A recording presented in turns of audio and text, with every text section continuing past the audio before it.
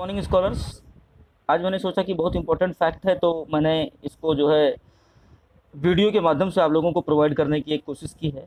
तो inscriptions of Cholas were who ruled इन तमिलनाडु। अब यहाँ पर जब आप मैप देखेंगे, ये देखिए, ये वाला स्थान देख लीजिए, चोलों का यह स्थान है ना। ये देखिए, ये पूरा जो है मतलब तमिलनाडु का क्षेत्र है। चोल, पांड्य और चेर इस मतलब ये ट्रायंगुलर टाइप का जो है मतलब है एरिया, और यहाँ पर शासन किया करते थे। तो ये कह रहे हैं कि चोलों का जो जिन्होंने जो है मतलब कहाँ पर शासन किया, तमिलनाडु में शासन किया। Refer to more than 400 terms of for different kinds of taxes. 400 प्रकार के टैक्स जो है, 400 प्रकार के टैक्स ये लिया करते थे, ध्यान दीजिएगा, ठीक है ना। 400 प्रकार के टैक्स लिया करते थे। और the most frequently mention tax is vetti. ध्यान दीजिएगा, बहुत पूछा जाता है एग्जामिनेशन में, ये बड़े एग्जाम्स में भी पूछा जाता है, और हो सकता है मैं भी आप लोगों के लेवल पर जो है मतलब एग्जामिनेशन में पूछूं। तो वेट्टी जो है the most frequent mention tax है, और taken not in cash but in forms of force labour. ये फोर्स लेबर अर्थात बलपूर्वक लोगों से जो है मतलब परिश्रम कराया जाता था, मजदूरी कराई जाती थी उस समय, ठीक है ना, बलपूर्वक कराई जाती थी।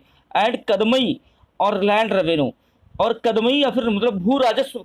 अब ध्यान दीजिएगा, यहाँ पर जो बड़े एग्जाम्स में क्या होता है, मतलब अगर आप कोई बड़ा एग्जाम आगे चल के लिखेंगे तो इसलिए कहते हैं कि इस चीज़ को आज ही जब आप एनसीईआरटी पढ़ रहे हैं तो इसको एक सेव फाइल में रख के चलिएगा, फाइल में सेव करके मतलब चलिएगा। तो देख लीजिए, मतलब कदमई कदमई जो है लैंड रेवेन्यू को कहा जाता था। व्यक्ति क्या क्या क्या क्या होता था, एक फोर्स लेबर टाइप का जो है टैक्स होता था, ठीक है ना। और there were also taxes on thatching the house, the use of a ladder to climb palm trees, cesses on succession to family property. देख लीजिए कितना ज़्यादा जो है मतलब अलग अलग प्रकार का टैक्स था। There were also a tax on the thatching the house.